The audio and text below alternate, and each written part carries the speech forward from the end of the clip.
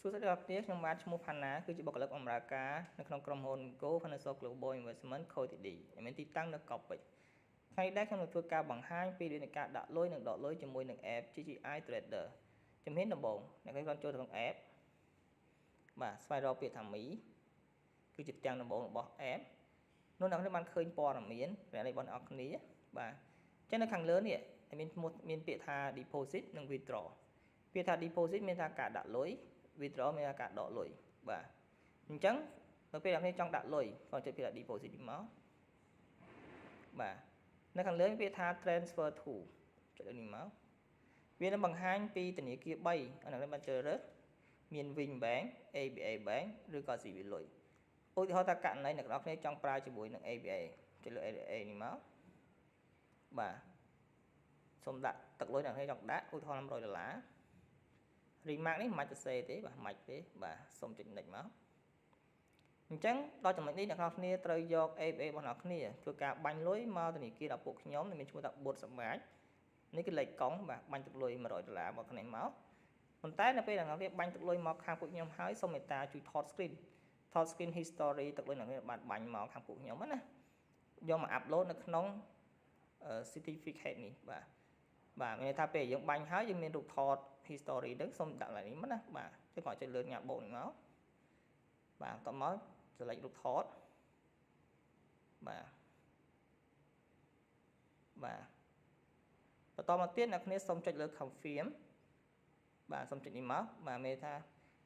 ចុចនេះមក yes បាទនោះបាទមានជោគជ័យអញ្ចឹងនៅពេលដែលជោគជ័យហើយបាទសូម return វិញមករងចាំប្រហែលជា1នាទីគឺក្រុមការងារខ្ញុំនឹងធ្វើការ deposit ចូលក្នុងអ្នកនរគ្នា automatic បាទ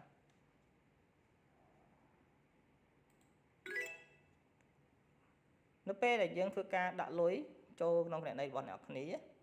ទឹកលុយនឹងរត់ចូលនៅក្នុង account equity នេះបាទនៅពេលដែលខាងក្រុមការងារខ្ញុំដាក់លុយជូនណាបាទអញ្ចឹងយើងដល់ចំណុចមួយទៀតគឺតកតងចំណុចនៃការដកលុយការដកលុយរបស់អ្នកនរគ្នាគ្រាន់តែចុចលើ withdraw បាទបន្ទាប់មកអ្នកនរគ្នាសូមជ្រើសរើស bank អ្នកនរចង់ដកបើសិនអ្នកនរប្រើទៅលើ ABA ឬក៏ Wing CB លុយបាទករណីថាមកខ្ញុំចង់ដកលុយជាមួយនឹង ABA សូមចុចលើ ABA នេះមកអញ្ចឹងកន្លែងនេះអ្នកនរមិនបាច់បំពេញអីទៀតទេមានថាគណនីអ្នកនរគ្នានឹង automatic លោតលើផ្ទាំងនេះបាទអញ្ចឹងមានថានៅពេលដែលអ្នកនរគ្នាប្រើកង់ធនាគារ A បាញ់មកខាងពួកខ្ញុំអញ្ចឹងពួកខ្ញុំមានថាពេលដកវិញក៏កង់ A ដូចគ្នាដែរប៉ុន្តែដល់ពេលអ្នកនរចង់ប្រើកង់ B បាញ់មកខាងចូលខាងពួកខ្ញុំហើយដាក់ចូលអ្នកនរហ្នឹងគឺបានដូចគ្នាអត់អីទេប៉ុន្តែគាត់ថាការដកលុយគឺនៅតែកង់ A ដដែលទេព្រោះដោយសារអីព្រោះមានថាយើងត្រូវរក្សាកង់ដើមមានថាបើសិនតែអ្នកនរចង់ប្រើកង់ផ្សេងគ្រាន់តែទៅខាងពួកខ្ញុំមកពួកខ្ញុំបដូរជូនឲ្យបាទអញ្ចឹង remark នេះមិនអាចសរសេរទេឧទាហរណ៍ថាអ្នកនរចង់ដកលុយចំនួន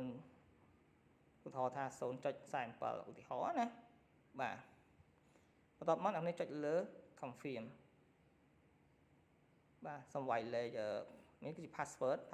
គណនីរបស់អ្នកគ្នាណា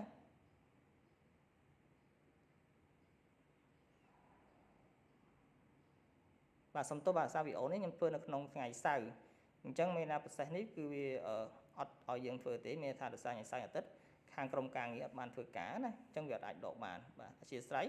សូមត្រឡប់មកវិញមកអូខេអញ្ចឹងតើតើនឹងចំណុចនៃការដាក់លុយនិងដកលុយគឺមានតែប៉ុណ្្នឹង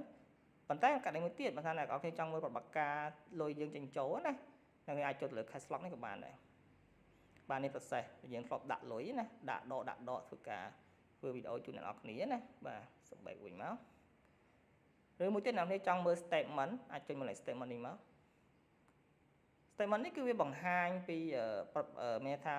អតីតកាលរបស់យើងក្នុងការដាក់លុយដកលុយចំណេញប៉ុន្មានខាតប៉ុន្មានហ្នឹងគឺនៅក្នុងទាំងអស់បាទប៉ុន្តែបើអ្នកនរចង់បានជាលក្ខណៈជា soft អាចស្នើសុំពួកខ្ញុំបានពួកខ្ញុំធ្វើជូនទៅតនឹង statement នេះណាបាទអូខេអញ្ចឹងតើតងចំណុចនៃការដាក់លុយនិងដកលុយគឺបញ្ចប់ត្រឹមហ្នឹងបើសិនណាជាមានបញ្ហាអ្នកអាចតតមកតាម Telegram ខ្ញុំបានដែលមានលេខ016 26 66 77បាទអរគុណច្រើន